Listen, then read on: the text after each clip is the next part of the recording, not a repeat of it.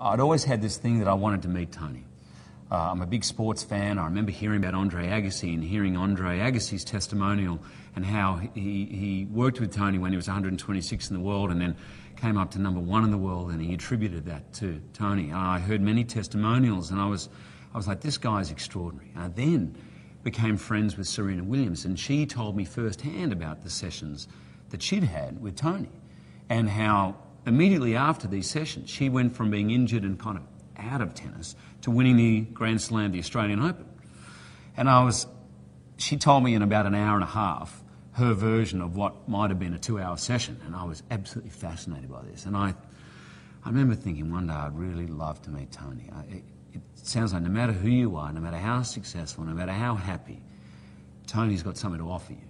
And I then had a chance to meet him.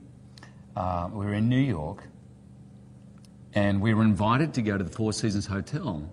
He was there doing a course, I presume. I'm not sure why he was there. And we were invited to go up to his hotel suite to meet him and to meet Sage. And he said he had a gift for us. I was like, wow, okay. Well, just to meet him would be something that had been on my mind at this point probably 20 years. So we went up to his room.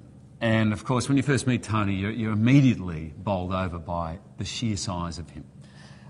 Literally the size of him. Because I'm quite a tall guy, but it's rare that I go, whoa, hey, you're really a big guy.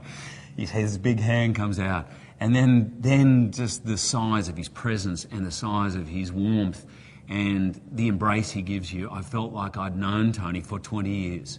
Now, not just through his tapes and books, but literally known him and been best friends. It was a big hug, and to Deb, and I was with a couple of other friends, and then I met Sage, and the pair of them were just like this bright light. And everything I'd imagined about Tony seemed to be absolutely true, and then some, when I met him in person.